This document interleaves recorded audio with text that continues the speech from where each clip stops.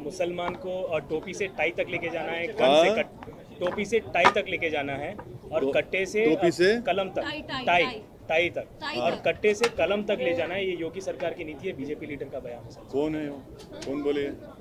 योगी सरकार की नीति आने वाली। टोपी से टाई? हाँ सर, टोपी से टाई तक। अच्छा। और कट्टे से कलम तक ले जाना है। अच्छा, पहले प्रधानमंत्री को टाई तो पहनाओ, टाई नहीं पहनते वो बेचारे,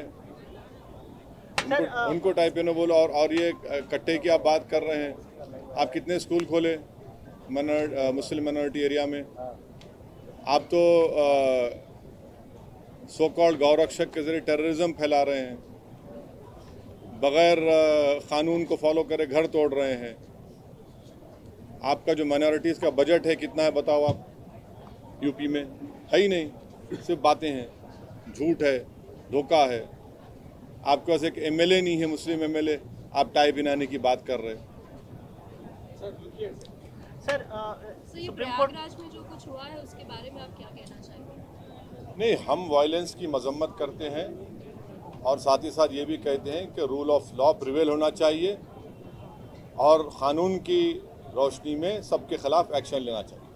वहाँ पर जो बुलडोजर की कार्रवाई हुई सर, उसको कैसे देखते हैं? देखिए, रूल ऑफ लॉ प्रिंसिपल्स को फॉलो होना चाहिए। पिछले चुनाव में इलाहाबाद गए थे, इसी परिवार से ताल्लुक करने वाले लोग आपकी पार्टी से जुड़े थे, इसको कैसे देखते हैं? उनका वहाँ ताल्लुक अब नहीं है, वो अब चुनाव के दौरान में ही उन्होंने समाजवादी पार्टी का समर्थन किया था और फिर अब तो शायद दूसरी पार्टी में हो लोग। प्रयागराज के गवाह जो उमेश पाल हैं, उनकी सरेआम हत्या हो गई थी, जिसके बाद आरोपियों के घर पर बुलडोजर चला रहे हैं, तो आप हम ये कह रहे हैं कि भारत के संविधान में, इंडियन पीनल कोड में, सीआरपीसी में जो चीज़ें लिखी गई हैं उस पर अमल होना चाहिए। कोई भी अपने हाथ में कानून लेकर ना वायलेंस कर सकता है, ना कोई अपने सत्ता में रहकर उस कानून को तोड़ सकता है। जो भी होगा, रूल ऑफ लॉ, संविधान के तहत कार्रवाई होनी चाहिए सबके खिलाफ।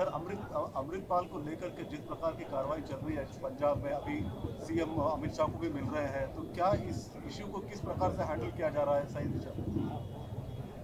नहीं, मैं तो बोला हूँ ना कि भाई ये जो बयानात पंजाब से आ रहे हैं, जो स्टेटमेंट्स आ रहे हैं, उस पर बीजेपी के नेता बड़ी खामोशी बनाए बैठे हैं,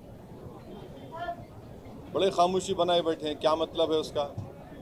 हमारा एक बॉर्डरिंग स्टेट है जहाँ पर आए दिन पाकिस्तान से ड्रोन के ज़रिए ड्रग्स और हथियार आते हैं, ये तो फैक्ट है, इससे कौन इनकार कर रहा है। मगर आप एक बॉर्डरिंग स्टेट में अगर इस तरह की बातें हो रही हैं तो ये बीजेपी खामोश क्यों है फिर इस पर? सुप्रीम कोर्ट के फैसले को कैसे देखते हैं? हाँ, सुप्रीम कोर्ट का फैसला मैं वेलकम करता हूँ। मेरा मानना ये है कि आर्टिकल 324 में जो इलेक्शन कमीशन को जो इख्तियारात, जो पावर्स दिए गए हैं उसमें, और मेरे ख्याल से इलेक्शन कमिश्नर और कमीशन और इंडिपेंडेंट होगा और ट्रांसपेरेंसी उसमें पैदा होगी। ये बहुत ज़रूरी है डेमोक्रेसी के लिए।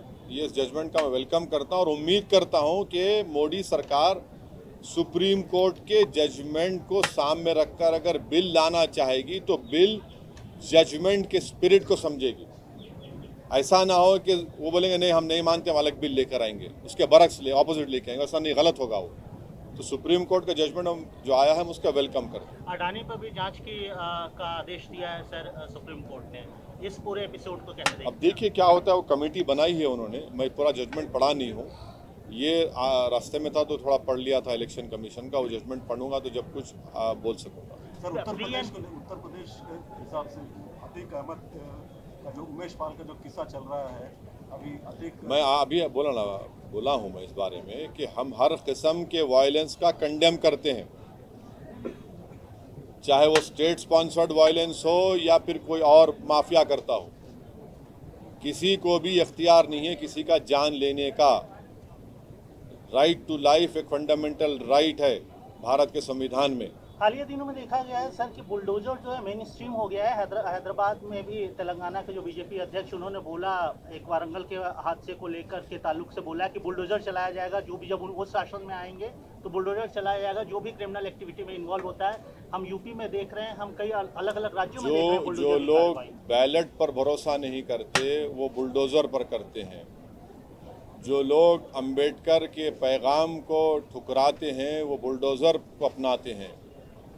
जो लोग संविधान को नहीं मानते वो लोग बुलडोज़र को इस्तेमाल करते हैं। जो लोग रूल ऑफ लॉ की ताकत को नहीं मानते वो बुलडोज़र के ज़रिए इन तमाम चीज़ों को बुलडोज करना चाहते हैं। सर, सीएम योगी ने गैस सिलेंडर के प्राइसेस भी बढ़ गए। हाँ, तो हम तो बोले हैं ना कि अब महिलाओं पे एक और बोझ मोदी हुकूमत ने आयद कर दिया है। कहाँ से लाएंगे भाई इतना? जब यूपीए के ज़माने में जब गैस के सिलेंडर पेट्रोल में इजाफा होता तो पूरे बीजेपी के लोग गैस का सिलेंडर लेकर रोड पे आ जाते थे। अब आप पूरा एक जुल्म कर रहे हैं गरीबों के ऊपर। यानी अब तो मेरे को लग रहा है कि एक सिलेंडर भी लेना मुश्किल हो जाएगा गरीबों के लिए। अब उसके बाद फिर वही लकड़ी शुरू हो जाएंगी। फिर अब कहाँ से लाएंगे इतने महंगाई के दौर में 1400 रुपये 1500 रुपये का सिलेंडर? कौन देगा भाई? इकॉनमी नीचे जा रही है, तनख्वाहें कम हो रही हैं, नौकरियां नहीं मिल रही हैं। अब ऊपर से बर्डन पे बर्डन डाल रहे हैं गरीब आवाम के ऊपर बीजेपी की हुकूमत। चीन के विदेश मंत्री G20 के समिट के लिए यहाँ आए हैं सर। ये भी कहा जा रहा है कि हमारे विदेश मंत्री उनके विदेश मंत्रियों की बीच में मीटिंग भी होगी, उनके लिए रेड कार्पेट बिछाया जा रहा है। उनके आने से पहले मोदी सरकार ने अपनी कमज़ोरी का इजहार कर दिया, हथियार डाल दिए और देश को पैगाम दे दिया कि अब हम 2000 स्क्वायर किलोमीटर चीन से नहीं लेने वाले हैं, हम खो दिए उसको। वो तो भारत को छोटा कह दिया उन्होंने। भारत छोटा है क्या बताइए आप? भारत छोटा है, चीन बड़ा है। अरे भाई, भारत एक न्यूक्लियर पावर भी तो है। आप बिजनेसेस की बात करते हैं भाई, तो फिर ये ट्रेड इम्बैलेंस 44 बिलियन से 101 बिलियन कैसे हो गया 2015 से अब तक? आपकी गलत नीतियों की वजह से हुआ, गलत फैसलों की वजह से हुआ। मुझे जो मोदी कैबिनेट के एक्सटर्नल अफेयर्स के मिनिस्टर ने जो स्टेटमेंट दिया है कि हमारी इकोनॉमी छोटी है, वो बड़ी है, वो छोटा है, अरे छोटा बड़े का सवाल नहीं है।